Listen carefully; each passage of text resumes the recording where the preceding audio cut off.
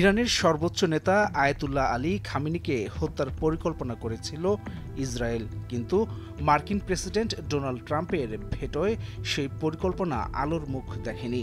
খোদ এক মার্কিন কর্মকর্তাই বার্তা সংস্থা এপিকে এই বিস্ফোরক তথ্য জানিয়েছেন।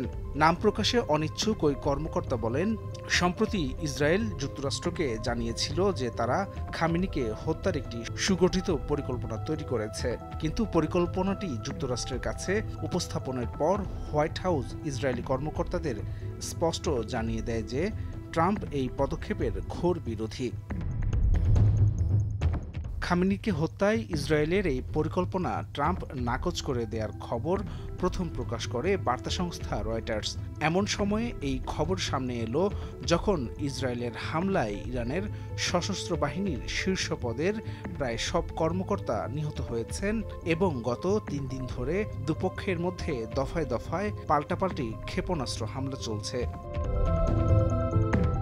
ইসরায়েলের পরিকল্পনায় ট্রাম্প কেন সায় দেননি সে বিষয়ে ওই কর্মকর্তা জানান, ইরানের পরমাণু কর্মসূচি থামাতে ইসরায়েলের সামরিক অভিযান যাতে বড় ধরনের যুদ্ধের রূপ না নেয় তা নিশ্চিত করতেই কাজ করছে ট্রাম্প প্রশাসন।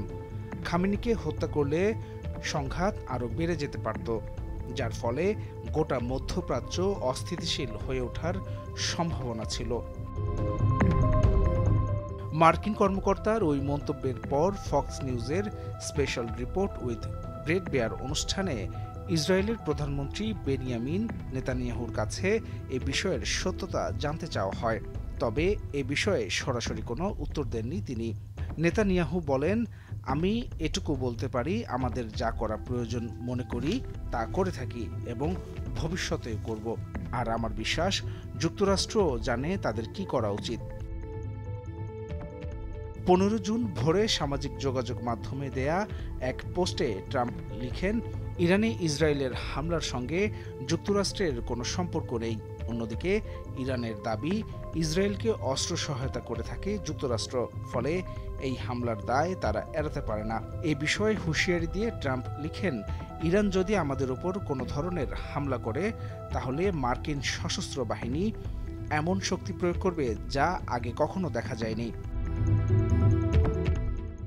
15 জুন সন্ধ্যায় G7 সম্মেলনে যোগ দিতে কানাডার রিক পর্বতমালার উদ্দেশ্যে রওনা হন ট্রাম্প। সে সময় হোয়াইট হাউসের সামনে সাংবাদিকদের সঙ্গে কথা বলতে গিয়ে তিনি কিছুটা সংযতভাবে বলেন, আমি আশা করি একটি চুক্তি হবে, তবে দেখা যাক কি হয়। অনেক সময় লড়াই করেই সামনে পৌঁছাতে হয়। তিনি আরও বলেন, সংঘাত নিরসনে তার রেকর্ড আছে। সম্প্রতি ভারত ও পাকিস্তানের মধ্যে উত্তেজনা যেভাবে থামিয়েছিলেন তিনি, ইরান ইসরায়েলের উত্তেজনাও সেভাবে কমাতে পারবেন।